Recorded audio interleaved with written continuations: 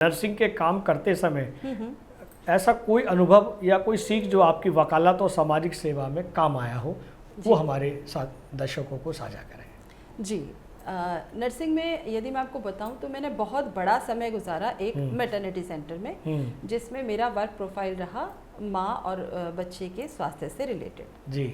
तो वहाँ पर मैंने अक्सर ये चीज़ नोटिस की कि जो माएँ मेरे पास आती थी, ख़ासतौर से गर्भवती महिलाएं या जिनके छोटे बच्चे हुआ करते थे, वो उन्हें हम कैल्शियम की गोली देते थे। बहुत छोटी सी बात है प्रकाशी, हाँ।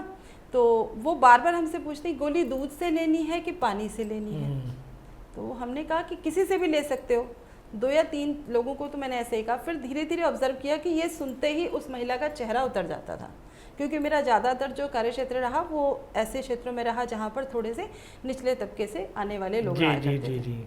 तो मुझे महसूस हुआ कि शायद वो मेरे मुंह से ये कहलवाना चाहती हैं कि ये गोली दूध से लेनी है, कि इस बहाने कम से कम उसे दिन में 1 गिलास या 1 कप दूध मिल पाएगा। वाह, तो वो एक चीज़ जो कहें कमी, किसी चीज़ को हासिल करने के लिए प्रयास और फिर भी संकोच, इसको डील करने का सीखा कि नहीं, हाँ ठीक है, दूध से लेनी है, खाना खाने के बाद लेनी है, ताकि जो है उसे भरपेट खाना भी मिले और 1 गिलास दूध भी मिले। और साथ में जोड़ दिया कि ये आपके बच्चे के स्वास्थ्य के लिए बहुत जो है ज़रूरी है, क्योंकि घर वालों को माँ से ज़्यादा बच्चे में इंटरेस्ट होता है।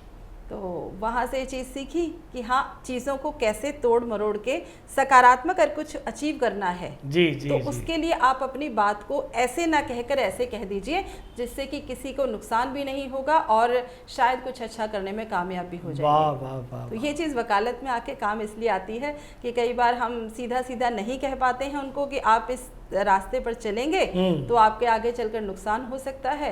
हम उन्हें सिर्फ ये कह सकते हैं कि इसमें फ़ायदा क्या है, अपना हमें बता दीजिए और फिर आप जो मुझसे चाहते हैं वो मैं आपके लिए करने के लिए तैयार हूँ। बहुत बढ़िया, बहुत बढ़िया, अच्छी जानकारी दी है। हम आगे बढ़ते हैं। राजरानी जी, कानूनी करियर में नई भूमिका में आपका सबसे खास अनुभव क्या रहा?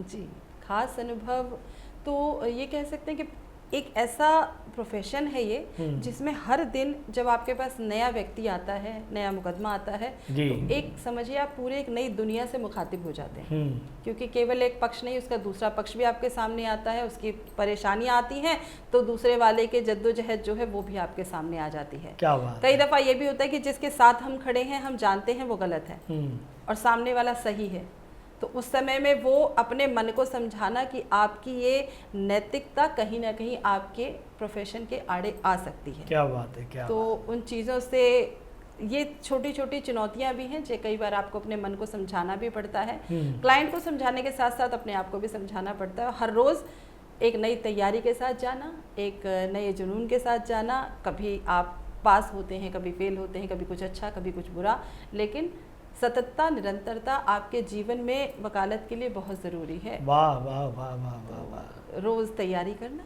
रोज़ निकलना।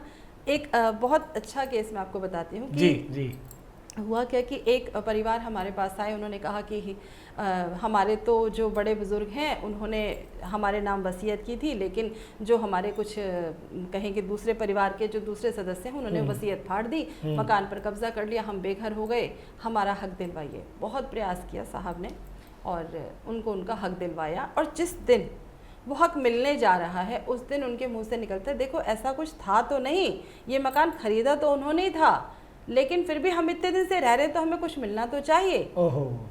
उस दिन ये लगा कि हमने उस दूसरे व्यक्ति को, जो कि तकरीबन 90 वर्षीय सज्जन थे, हमने उनको कहीं ना कहीं चीट किया है कि हम उनको जो है मुकदमेबाजी में घसीट कर और कहीं ना कहीं यहाँ तक लेके आए।